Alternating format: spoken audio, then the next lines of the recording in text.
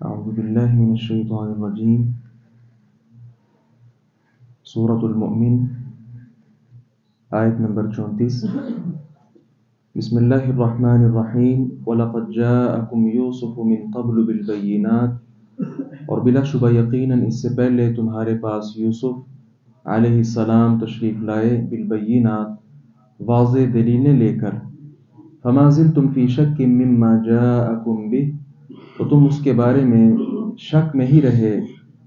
مما جاءکم بہ اس کے بارے جو وہ تمہارے پاس لے کر آیا حتی اذا ہلک یہاں تک کہ جب وہ فوت ہو گئے قلتم تو تم نے کہا لن یبعث اللہ من بعدہ رسولا اس کے بعد اللہ کبھی کوئی رسول ہی نہیں بھیجے گا کذالک یضل اللہ اسی طرح اللہ تعالی گمراہ کرتا ہے من ہوا مسرف مرتاب اس شخص کو جو حد سے بڑھنے والا مرتاب شک کرنے والا ہو الذین یجادلون فی آیات اللہ وہ لوگ جو اللہ کی آیات میں جھگڑا کرتے ہیں بغیر سلطان اتاہم بغیر کسی دلیل کے جو ان کے پاس آئی ہو کبر مقتا عند اللہ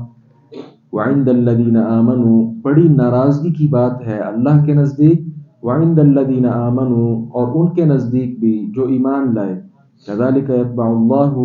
اسی طرح اللہ تعالی مہر لگا دیتا ہے علی کل قلب متکبر جبار ہر متکبر سرکش کے دل پر وقال فرعون اور فرعون نے کہا یا حامان اے حامان ابن لی صرحا میرے لیے ایک بلند عمارت بنا ابن لی صرحا لعلی ابلغ الاسباب تاکہ میں راستوں پر پہنچ جاؤں اسباب السماوات آسمانوں کے راستوں پر فاطلع الی الہ موسیٰ تو میں موسیٰ کے معبود کی طرف جھانکوں وَإِنِّي لَأَظُنُّهُ كَاذِبًا اور بلا شبہ میں یقیناً اسے جھوٹا گمان کرتا ہوں وَكَذَلِكَ زُيِّنَ لِفِرْعَوْنَ سُوءُ عَمَلِهِ اور اسی طرح فرعون کے لیے اس کا برا عمل خوشنما بنا دیا گیا وَصُدَّ عَنِ السَّبِيلِ اور وہ سیدھی راہ سے روک دیا گیا وَمَا كَيْدُ فِرْعَوْنَ إِلَّا فِي تَبَابٍ اور فرعون کی تدبیر تباہی ہی میں تھی بندہ مومن جس نے کہا تھا کہ موسیٰ علیہ السلام کو قتل نہ کرو جو فرعون کی آل سے تھا ایمان تو لا چکا تھا لیکن ابھی اس نے اس کا اظہار نہیں کیا تھا بات کرتے کرتے اس نے یہ بات بھی کہی کہ یہ وہی سرزمین ہے یہاں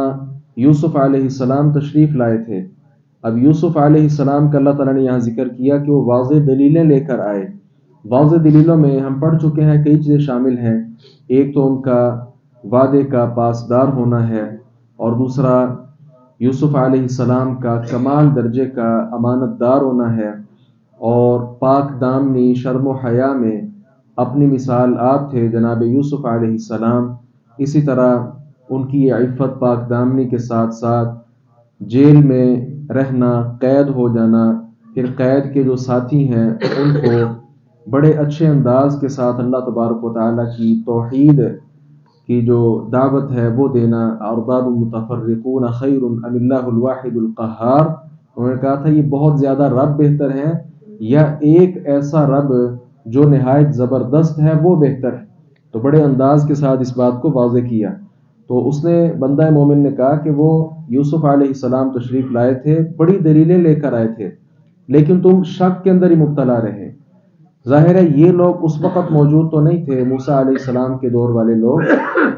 یہ ان کے آباء و اجداد کے حوالے سے اللہ رب العزت نے بیان کیا تھا کہ تمہارے آباء و اجداد یعنی اس بندہ مومن نے کہا کہ تمہارے آباء و اجداد یوسف علیہ السلام کے بارے میں بھی شک میں مبتلا رہے جب وہ فوت ہو گئے پھر ان کی قدر ہوئی کہ ہاں وہ واقعی رسول تھے اور پتہ نہیں اس کے بعد کوئی ایسا رسول آتا ہے کہ نہیں یہاں مقصد یہ ہے بات ذکر کرنے کا اس بندہ مومن کا کہ آج اگر تمہارے پاس موسیٰ علیہ السلام تشریف لائے نا تو یہ بھی اللہ کے نبی ہیں ان کی بات مان لو یہ نہ ہو کہ جب یہ بہت بڑی نعمت ہم سے چھن جائے یہ رسول فوت ہو جائیں پھر ہم یوسف علیہ السلام کے دور کی طرح باتیں کرنا شروع کر دیں کہ اس کے بعد تو کوئی ایسا رسول آ نہیں سکتا یہ تو بڑا اچھا انسان تھا تو ابھی نعمت موجود ہے تمہارے پاس رسول کی بات کو مان لو اس کے ساتھ ہی اللہ تبارک و تعالیٰ کے بارے میں جو آیات میں جھگڑا کرتے ہیں ایسے لوگوں پر اللہ تبارک و تعالیٰ مہر لگا دیتا ہے پھر وہ لوگ راہ راست پر نہیں آ سکتے پھر ساتھ ہی یہاں وہ جو پیچھے ہم سورۃ القصص میں بھی پڑھ رہے اس کا تذکرہ ہے کہ فرعون نے حامان سے کہا تھا کہ میرے لیے ایک بلند و بالا عمارت بناؤ۔ یہ موسیٰ کہتا ہے کہ میرا رب اوپر ہے، تو میں اوپر چڑھ کر ذرا اس کے رب کو دیکھوں کہ وہ کون ہے۔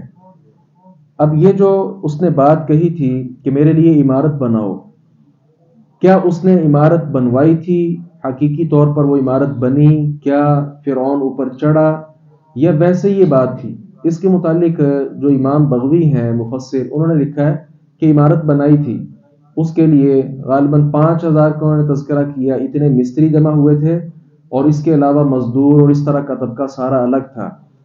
ان سب نے پھر ایک بہت لمبی عمارت بنائی، گھوڑے کے ذریعے اس پر یہ فرعون چڑھا، اور سب سے بلند عمارت پر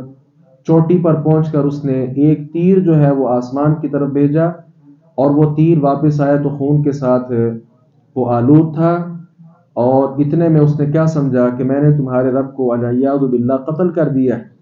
اتنے میں انہوں نے لکھا کہ اللہ رب العزت نے پھر جبریل علیہ السلام کو بھیجا، اپنا پر مارا، اس کے 3 ٹکڑے ہو گئے۔ ایک ٹکڑا جو ہے وہ فرعون کے وہ حواری جنہوں نے اس عمارت کو کھڑا کیا تھا ان پر جا کر گرا، وہ مر گئے، اور دوسرا ٹکڑا جا کر مغرب میں گرا، تیسرا جو ہے وہ سمندر میں جا کر گرا۔ علامہ قرطبی نے اس واقعے کو ذکر تو کیا ہے، لیکن ذکر کرنے کے ساتھ وہ لکھتے ہیں کہ یہ واقعہ صحیح ہے کہ نہیں اللہ ہی بہتر جانتے ہیں۔ درست بات یہ معلوم ہوتی ہے کہ ایسا کچھ نہیں ہوا تھا، کیونکہ 5000 یا 10,000 جو لوگ ہیں مصر سے ان کا جمع ہو جانا، بہرحال مفسرین نے لکھا کہ یہ محال تھا۔ اور پھر بات سمجھنے والی ہے، یہ مصر کا علاقہ تھا، مصر میں تو اس طرح کی عمارت ہوتی نہیں تھی، اس کی وجہ کہ وہاں پہاڑ ہیں، یہ لوگ تو پہاڑوں کو تراش کر زندگی بسر کرنے والے تھے، اور پھر پتھر بھی اتنے ہمارے ہاں جتنے کمرے ہوتے ہیں اتنا بڑا تو پتھر ہوگا جس کے ساتھ یہ اپنی عمارت کھڑی کرتے تھے۔ تو پھر جو پہاڑ ہے اس کی چوٹی عام عمارت سے کہیں بڑی ہوتی ہے، عام عمارت کو پہاڑ سے بھی زیادہ بلند و بالا تعمیر کرنا، اس کا تو سوال ہی پیدا نہیں ہوتا۔ بہرحال بات یہ سمجھ آتی ہے کہ فرعون نے بس یہ فضول بات اس نے ذکر کی، اور اپنی بات منوانے کے لیے، اور اس بات کو جو بندہ مومن کر رہا تھا اس بات کو مذاق میں ڈالنے کے لیے یہ بات کہی تھی۔ اور پیچھے ہم یہ بھی پڑھا ہے، اس نے کہا ضرونی اقتل موسیٰ، مجھے چھوڑو کہ میں موسیٰ کو قتل کروں۔ بندہ پوچھے تمہیں کسی نے روکا ہے؟ تم رب العالی بنے بیٹھے ہو، پکڑو اس کو قتل کرو اگر کرنا چاہتے ہو، تمہارے اندر ہمت ہے تو یہ ساری باتیں صرف ایک دکھلاوے کے طور پر تھی، اور موسیٰ علیہ السلام کی بات کو ٹھکرانا اور اپنی بات کا سکہ منوانا اس کی حد تک تھی، وگرنہ انبیاء اور رسول جو ہے ان کو قتل کرنا کوئی آسان کام ہے، ان کی توہین کرنا کوئی آسان کام ہے۔ انا لننصر رسولنا، اللہ رب العزت نے فرمایا کہ رسولوں کی نصرت تائید ہم کرتے ہیں، تو اللہ تبارک و تعالیٰ ان کی تائید اور نصرت میں لگا ہوا ہے۔ بہرحال یہ تکبر کی انتہا ہے، آج بھی ایسا تکبر بعض لوگوں میں پایا جاتا ہے جو اسلام کے مخالف لوگ ہیں، ایسے لوگوں تک دعوت حق جو ہے وہ موسیٰ علیہ السلام کی طرح پہنچانا ہمارا شیوا ہے اور ہمارے ذمے ہے۔ صرف ایک آدمی نہیں، ہم جتنے یہاں موجود ہیں یہ ہر ایک کی ذمہ داری ہے کہ وہ ان آیات کا جو مفہوم ہے، ان کی تفسیر ہے، ایسے لوگوں تک پہنچائے۔ کیا پتہ ہے کہ ہماری کسی ایک کی دعوت کے ساتھ ہی کوئی بندہ دین اسلام کو قبول کر لے۔ اللہ تعالیٰ سے دعا ہے باری تعالیٰ حق بات کو سمجھنے اور اس پر عمل پیرا ہونے کی توفیق عطا فرمائے۔